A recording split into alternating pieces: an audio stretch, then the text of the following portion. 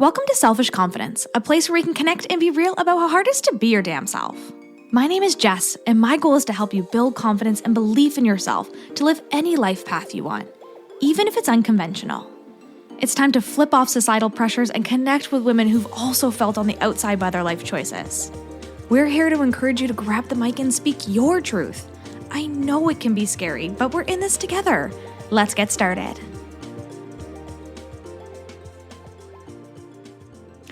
Hello, and welcome to this week's episode of the Selfish Confidence Podcast. Today is going to be a good one because I have a beauty here with me who is just going to share some truth with you on something that I have no experience in and something that I know so many of you listening can really relate to. So welcome, Susan. I'm so glad you're here. Thank you so much, Jess. It's an honor to be here. Yeah. Can you tell us a bit about you and your background and how you got started on this journey? Of course. Yeah. So I'm a mom, first and foremost, of two sweet young girls. My background in my career was I'm a mental health nurse, a registered nurse. I've worked in inpatient psychiatry for over 10 years. And my journey to where I'm at now began with my divorce, which my separation started about 4 years ago. So I went through a transformational journey, I'd say, after that, and it led me to what I do now, which is divorce coaching. Yeah. And what a journey from being a nurse, a mental health nurse, to coaching. Do those two, do they overlap in the work that you do? There's absolutely an overlap. And I always kind of wanted to make a shift into counseling. So in some ways, coaching has been a natural progression for me. Although before my divorce, I didn't even know what coaching was or that it even existed. So when I went through my own divorce, I found out about it. I hired a divorce coach and it was extremely helpful. And I learned about the industry and it really lit me up. And of course, in my job as a mental health nurse, I'm helping people. I'm working directly with them through really tough emotional times. So I'd say there is a bit of a natural progression from one to the other, but of course they're quite different as well. Yeah. Wow. And yeah, just so interesting to hear that to be your background and where you are and knowing what you do now. For me, I've only known you as Susan, the divorce coach, and just so interesting to hear your background and where you come from. So I'm so glad you're here because I know that this is going to be really impactful on so many people listening. So as you know, this podcast is all about embracing your truth and being yourself. And I know many of our listeners can relate to your story. So where did you find the courage to follow your truth and separate from your partner? Yeah. So I actually didn't make that decision. My partner made it for me. And at the time, that was the most devastating thing I could have possibly experienced in my life. I was pregnant with my youngest daughter at the time, and it was following a really hard stillbirth of a daughter that I had lost before then. I had lost a child at about 8.5 months pregnant. And so going into this pregnancy and preparing with my husband to have another child, there was already facing a lot of anxiety and worry and concern. So when he came to me and said that he no longer saw a path forward in our marriage, I was devastated. I felt like the rug had been pulled out from under me, and I really, truly hit rock bottom. But since that time, that's when I've really done the inner work to find my power and my own truth. And my journey has been about starting to share my voice and my story with others so that other people don't feel as alone as I did during that experience. Yeah. Wow. And to hear finding your courage in it too afterwards. So how did you even after that conversation go about your life where you were welcoming your second child into this world, welcoming a beautiful time in your life, but also going through such devastation? Yeah, I can't sugarcoat it. It was a terrible time for me. We don't want to sugarcoat it anyway. No, we don't want it. I did fall into a depression during my pregnancy because it was just, one thing we don't often talk about with relationship breakups and divorce is that it's a trauma. if especially if it's not something that you wanted, that break of that relational bond, that attachment is a traumatic experience for many of us. So I kind of had to hit that rock bottom and faceplant before I was able to find the courage to pick myself back up. But thank goodness I was. And the birth of my youngest daughter, Maya, it really lit that fire back in me and reinvigorated kind of my spirit. And it took a lot of work, though. I can't lie. It took a lot of work and deep digging to find the courage and to find that power again within myself and to start doing the inner work that I knew I needed to move forward, because I was living a life where I very much felt like I was a victim for a long time, and I was stuck in that story. And a lot of people I know can relate to that, no matter what you've gone through, if it's divorce or something else or different form of trauma. It's easy to get stuck in this negative story we tell ourselves about what we feel has happened to us.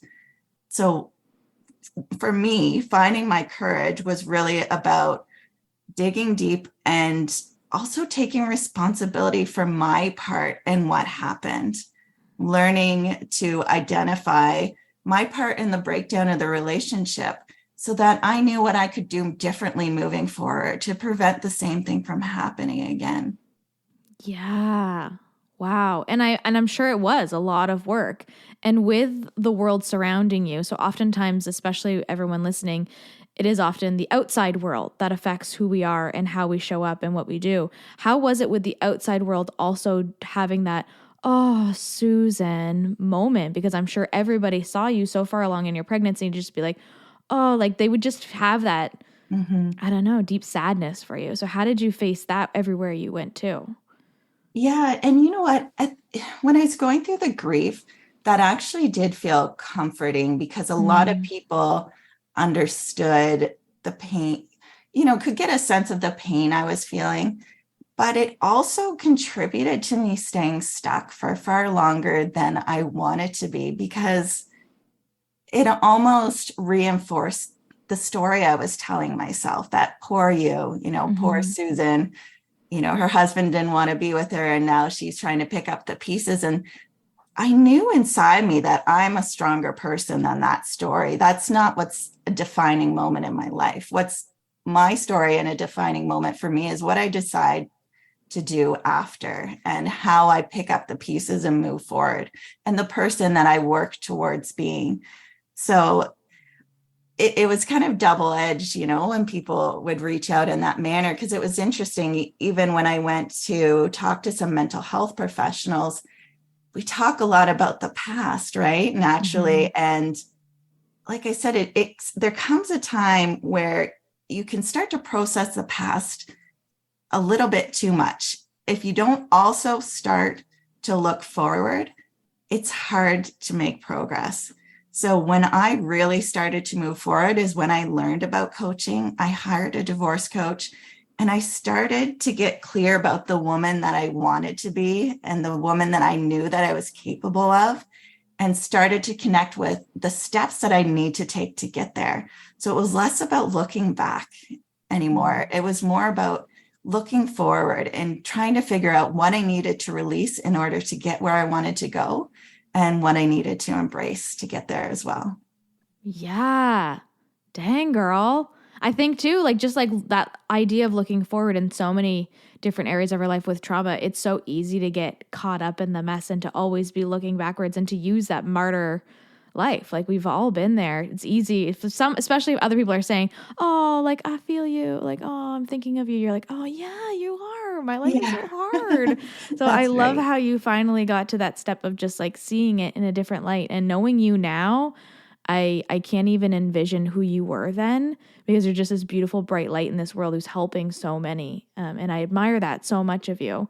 So what was the hardest thing when it came to your divorce? 100% the grief. Mm-hmm. And there's no avoiding that. Even if you decide that you want to leave your marriage, you're going to face a certain level of grief throughout that transition. For me, it wasn't only grieving the loss of the relationship, it was grieving the loss of the life that I had planned for me and my family. especially as a mom, I felt very protective of the image I had of what a family should be and needed to be.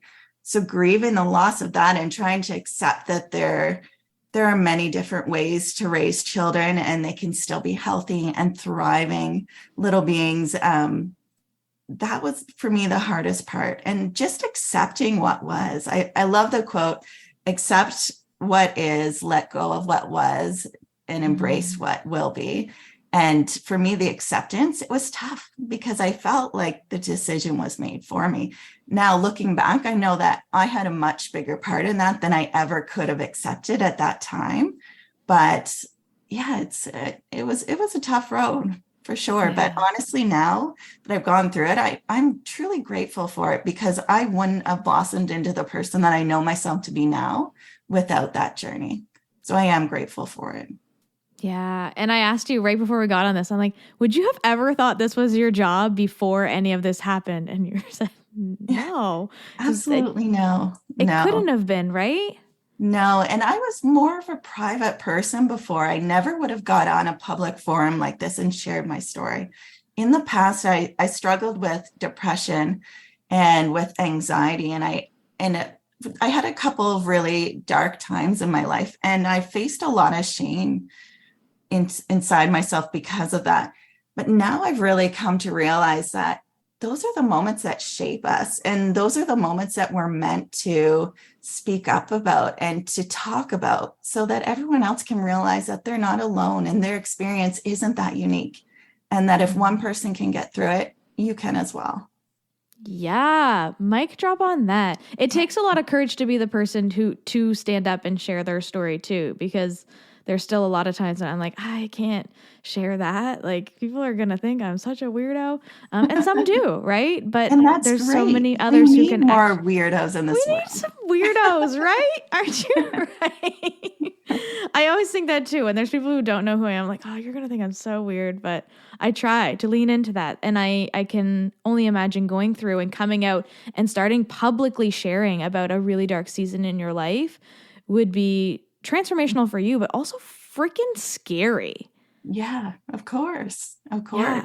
Was there any resistance from family or even your ex of you sharing this online? So my family has been incredibly supportive and only given me love. As far as my ex, honestly, we haven't really had a conversation about what I do. Unfortunately, our relationship is still a bit strained at this time. And I am so grateful for him. He is a wonderful father to my children. His partner is great to them, but we're not at the stage where we openly really talk about things too much. I really, truly hope that we can get there. And one of the reasons I'm so passionate about the work that I do is because I want to help people go through this uncoupling process more consciously than my partner and I did, because he and I did a lot of damage to each other both ways through that process. And as a result, we're still working through picking up the pieces from that. So in my training, I trained to become a conscious uncoupling certified coach with the New York Times bestselling author, Catherine Woodward Thomas. And with that work, I'm trying to help others separate in a more loving, kind, and respectful way so that they can co-parent in the best way possible and show up as their best selves for their children. Yeah. And I've seen you talk about that on your social media before too. And it's something that I've never thought of, like that piece to be conscious about how to uncouple versus where it can be really hard and really difficult and shatter a relationship. So I love that you are doing that work for so many. And I guess that kind of leads us into that next question too, like helping our listeners with any steps that they need to take if they're feeling that pull towards divorce or separation from their partner. Yeah, What would be their next step? Of course. So I would absolutely recommend getting the book Conscious Uncoupling as step one, and to consider reaching out and getting a coach or someone to support you through it, or even another woman going through the same experience and doing a book club sort of thing. Conscious uncoupling is a 5-step process. the first step, find emotional freedom, is about learning to harness that negative energy of those really heavy emotions and turn it into something positive. So for example, when you're filled with anger and rage, there is something underlying there. It's something waking up in you that's helping you learn in what ways you need to reclaim your power and to make a stand for yourself. So that even when you're feeling heavy, difficult emotions, it's about learning to find the gift under that. And also about learning how to hold and contain those emotions, because a lot of us are taught to run or to hide from our feelings. So it's really about learning how to feel and identifying your feelings and learning how to process them. And the second step, reclaim your power and your life, is about learning to take a responsibility for your part. So even if you want to blame your ex for 97% of the breakdown of your relationship, it's about accepting your 3%, because that's where your power lies, because you can't change them. You can't change what they do moving forward, but you can change your own, you can change how you approach life and how you approach relationships, and change how your future is going to unravel. And the third step, break the pattern, heal your heart, is really about realizing that a lot of these relationship dynamics that have been created, they started in childhood. We all have these core wounds that started when we were little. Some of us feel like we're not enough, we're not worthy, we're not lovable, we're not safe. So it's about getting to the core of what is it when you're feeling disappointed or hurt or wronged, where do you default to? What's that place in yourself that you go back to? So you might feel like you're not lovable or you're not worthy. And about learning to really get under that storyline that you've been telling yourself and recreate it to be more truthful. So it just really guides you through that transformational work. The fourth step is become a love alchemist. And it's really about learning to be generous in your breakup, because a lot of us, especially with the legal system, get pitted against each other, and it gets so petty, so expensive, and so incredibly painful. And I wish I had done this work before I went to lawyers. That's one thing I would really recommend to anybody, is don't jump to the legal system to try and help you. Really take some time, if you can, to do some inner work and to dive deep within yourself before you start to get there, because it's going to make everything worse.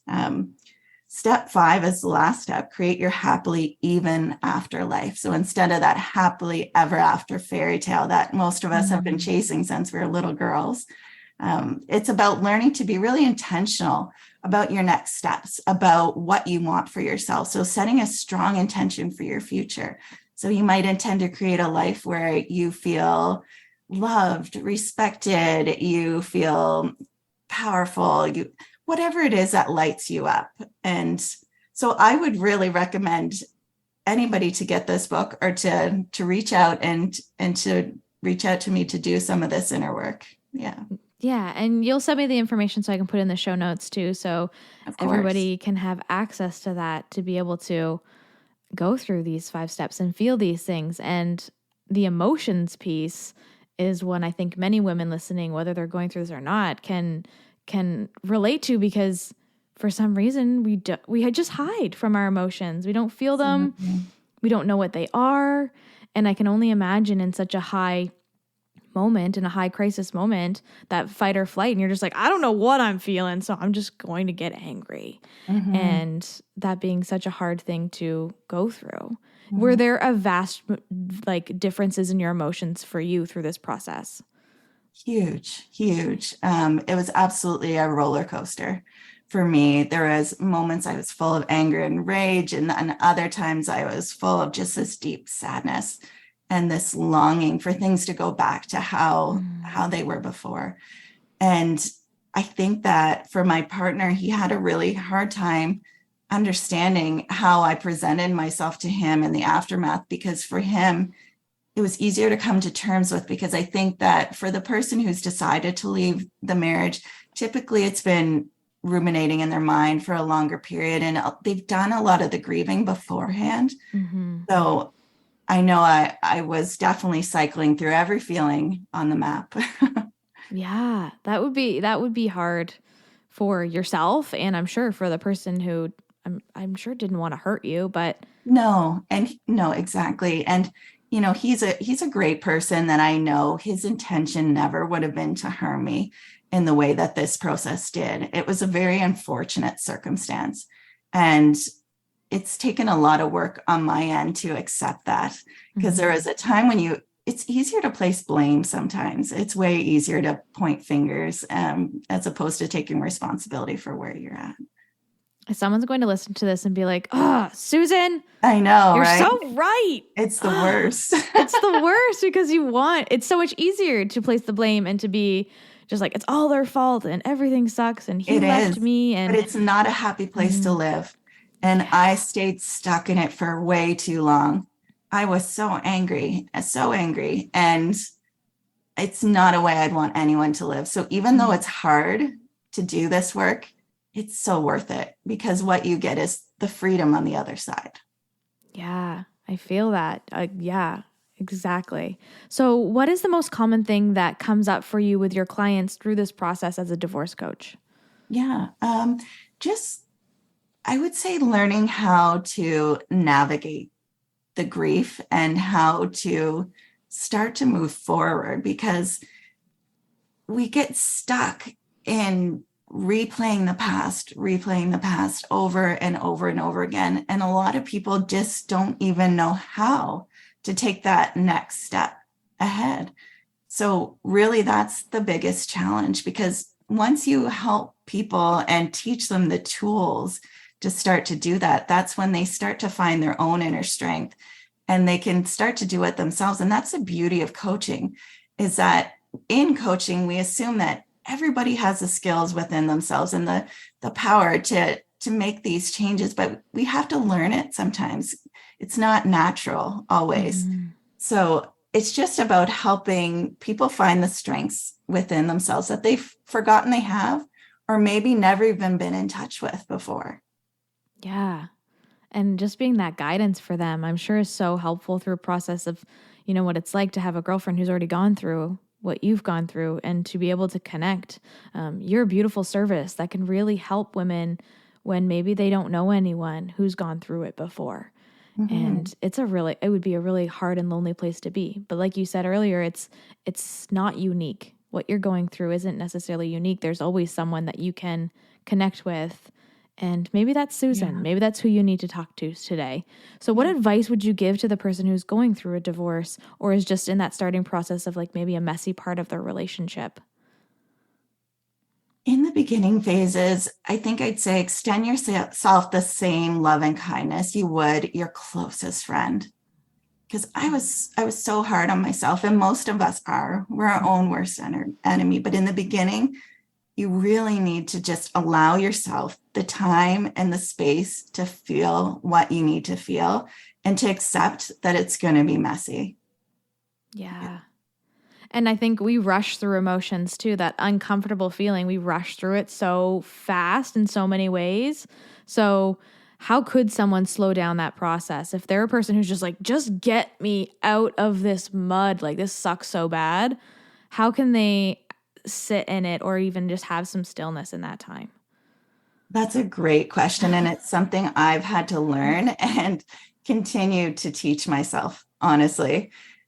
It's just about learning to be conscious about your time. And even if for you, it's scheduling self-care, if that's what it takes, if you have to literally schedule out time to sit with yourself or to journal or to meditate or to take a long bath and just sit with your feelings and allow yourself to cry if you need to cry. Because I think sometimes we just get caught up in the busyness of life and we just want to push forward. But it's about learning to be intentional with our time. Yeah. I guess another question too on that, because as you said that, I can picture you getting this devastating news, but like life is still going on. You still had to go to work. You still had family. You still had another daughter. When life is still going and you have all these emotions, where do you find the time? How can you make the time to sit in them?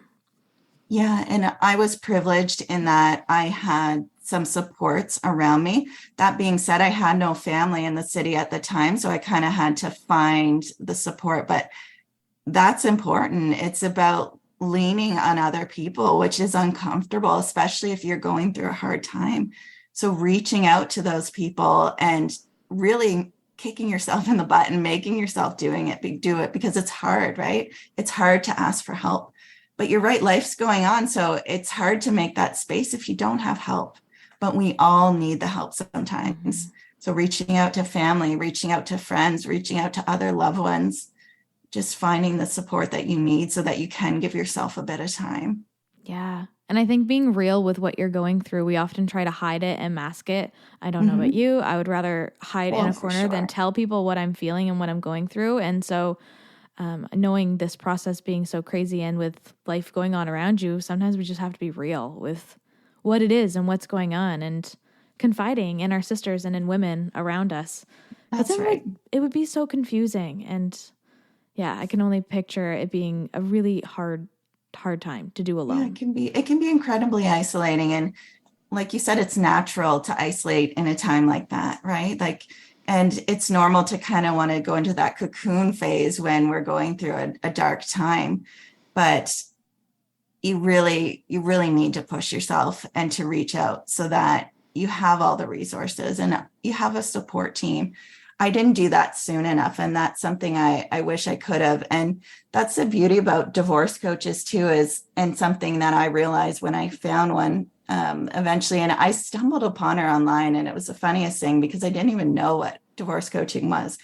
But in her, I found a support system, my coach, my cheerleader, my everything to help me just kind of pick up the pieces and move forward, because I didn't have that strong friend or family base in the city here that I was able to lean on. So it was really important that I had her. Yeah, and that's what I was just thinking too, as you state these things that were so important for you. It's like, Susan, you are that person for so many people. Like, we are so That's my grateful to, goal. That's yeah, my to goal. have that and to have you as a person who we can lean on. And anybody listening now, they know if they don't have that support or a girlfriend that they can talk to or a family they can lean on, Susan is your gal. Like, Susan is here for you, and she's doing such amazing work. I know we already chatted a little bit about the steps that you take, but Mhm. where would someone start if they wanted to find that, what was it, happily even after? Like, how can they Yeah. start that process to find themselves and their happiness? Yeah. I think it could start with even a small step of just sitting, getting quiet with yourself, and starting to imagine the life that you want on the other side of this. And that might be hard because if you're in the beginning phase, you still might be stuck on the picture of what you expected things to turn out to be. But it's about starting to daydream, starting to imagine, like back when you're a kid, when you used to just like vision, and we were so much more creative back then, and we still have that within ourselves. It's about learning to open yourself up to possibility again, and to start to connect with the future self that you want to be, the future life that you want for yourself.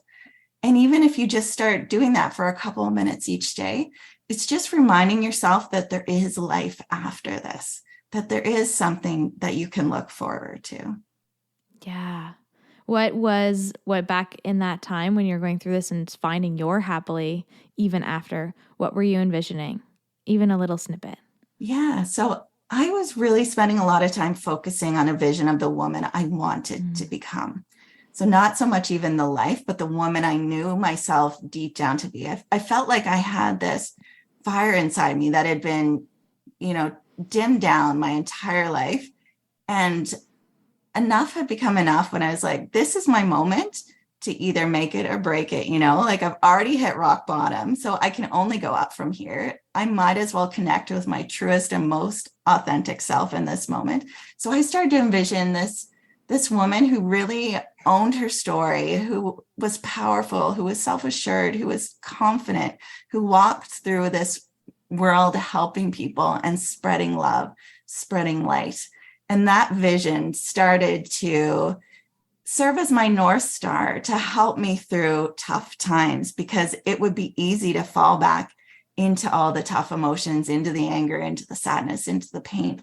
But I would use that vision I had to pull me back out, to pull me forward, and to help me to continue to move ahead. Damn, girl. Yeah. And I can see you as that person now. Like, it's so beautiful to see. So thank you so much, Susan, for sharing your story with us and sharing your truth. Can you tell our listeners where they can find you online and what they can expect from working with you? Absolutely. And thanks so much for having me on. It's been great to talk to you and to connect again. So you can find me on Instagram. Just search Susan.Dumbarton. Also on my website, I'm forgetting my website for a second. I'm having a moment, but that's okay. It'll be all in the show notes. Perfect. Susan.Dumbarton. It's basically just my name. And as far as my coaching, what I offer is 8-week conscious uncoupling packages. So I work one-on-one with clients. We have 8 weekly hour-long sessions, and we go through the 5 steps of the conscious uncoupling work, and I support them through it. And I also offer voice messaging support through a secure app in between. And that's what I find is the most powerful thing, because it's great to meet with someone an hour a week and to talk about what's going on and to learn some new skills. But in those moments when you're feeling incredibly triggered or very low, that's when you really need somebody. While you're learning all these techniques, you need somebody to help you remind yourself of what you need to do and to how to move forward. Amazing. I will have all that information for you listening in the show notes. And you work with people all over the world digitally, right? Yeah, that's what I thought. Perfect. So I have a few questions that I ask every guest that comes on the podcast. You ready? Sure. Okay. What is your favorite compliment to receive? I think my favorite compliment to receive is that I make people feel comfortable and that I have a warm spirit. And that's something that I really pride myself on and makes me feel warm and cozy inside too. Yeah, and you do. I remember meeting you in person for the first time, and you just feel like a warm hug, Susan. You're just like, you have that energy around you, and it's so beautiful. What is your favorite thing to do to boost your mood when you're feeling grumpy? My favorite thing is to get outside. And that doesn't mean it's easy, though. Sometimes I really have to kick myself in the butt to do it. But once I get outside and just, even if it's out on my front step, and connect with the fresh air and the trees and nature, I find it really grounds me and it helps me for sure. Yeah, I agree. I have a rock in the backyard that I just like to stand on like a weirdo. And it's just like the best feeling ever. Like, just don't mind me, just out here on my rock. Do you have a song or a quote that boosts your confidence? The first song that I think about is Unstoppable by Sia. I think when I just like turn up, I really sometimes like to connect with that energy, because I truly think we all are unstoppable, but sometimes we forget that. So I just feel like it's a great reminder for those moments when maybe I don't feel as confident as other days. Yeah, I love that song too. It is powerful. You can feel it in your body. Yeah, and then if you're like in the car too, and you can turn it up really loud and just like sing it as loud. I was doing that today. It's so good to just like use your voice, right? Even if no one else is in the car. Probably better if no one else is in the car. Just loud as you can go. It's the best. Yeah. So thank you so much, Susan, for being here and for being vulnerable with us and really diving into your story. You're making a huge impact, and I'm really, really, really grateful for you. Thank you. It's my pleasure. And I love your podcast, and I love the platform that you've created. I love you, Susan. What's up, sis? I am so glad we could hang out today. If you love this episode, send it to a friend or share it on your social media and tag me so I can personally thank you for helping me sprinkle some confidence in the world. And don't forget, you are magic. Let's show the world your shine.